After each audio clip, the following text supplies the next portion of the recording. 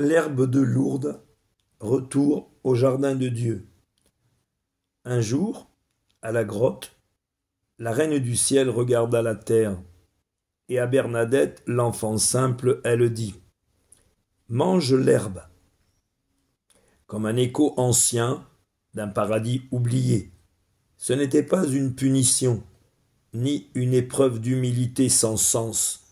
C'était une ouverture, une porte secrète vers l'origine. Comme au premier matin du monde, Dieu dit à l'homme « Je te donne l'herbe portant semence, les fruits des arbres, ce sera ta nourriture. Pas de sang, pas de mort, juste la vie qui donne la vie.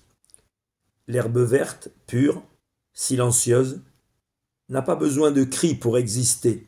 Elle pousse vers la lumière, sans violence. Elle guérit, nourrit, apaise. C'est elle que Marie désigne mère de toutes les nourritures. C'est elle que les saints de l'Église ont bénie, Clément d'Alexandrie, Origène, Chrysostome, Basile, François et tant d'autres. C'est elle que les sages d'Orient ont respectée dans le silence de l'ashram et le feu du cœur.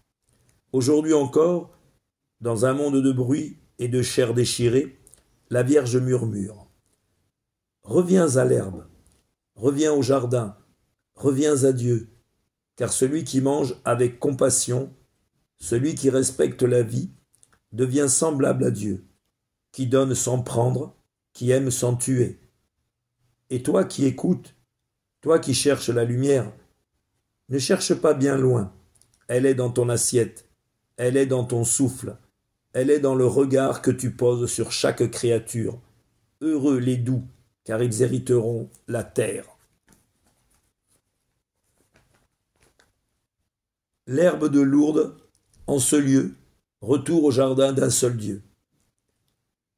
Un beau jour, à la grotte, la reine du ciel regarda la terre, et elle dit cela à Bernadette, jeune et modeste bergère.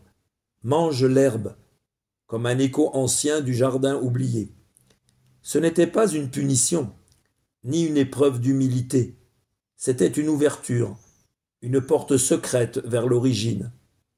Comme au début, où l'homme écoutait la source divine, « Je te donne l'herbe portant semence, les fruits des arbres, ce sera ta nourriture. » Pas de sang, pas de mort, juste la vie, pas la pourriture. L'herbe verte, pure, silencieuse, a besoin d'amour sans cri pour se nourrir. Elle pousse vers la lumière, sans violence. Elle nourrit, apaise et peut aussi guérir.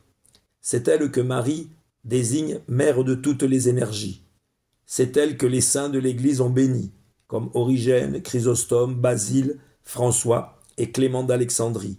C'est elle que les sages d'Orient ont respectée dans le silence de l'ashram et sans aucune cruauté. Aujourd'hui encore, dans un monde de bruit et de chair ensanglantée, la Vierge prévient « Reviens à l'herbe, reviens au jardin, reviens au divin, car celui qui mangera avec compassion respectera toute forme d'existence. Il s'alignera avec Dieu et sa puissance. Comme lui, il donnera sans prendre, il aimera sans tuer l'innocence. Donc toi qui écoutes, toi qui veux aller vers la lumière, ne la cherche pas plus loin. Elle est dans ton repas. Elle est aussi dans le souffle de ton prochain. Elle inonde ton regard. Quand tu poses tes yeux sur chaque créature, alors sois heureux d'être doux et de faire bonne figure. Tu es l'héritier d'une planète qui ne compte aucune fissure.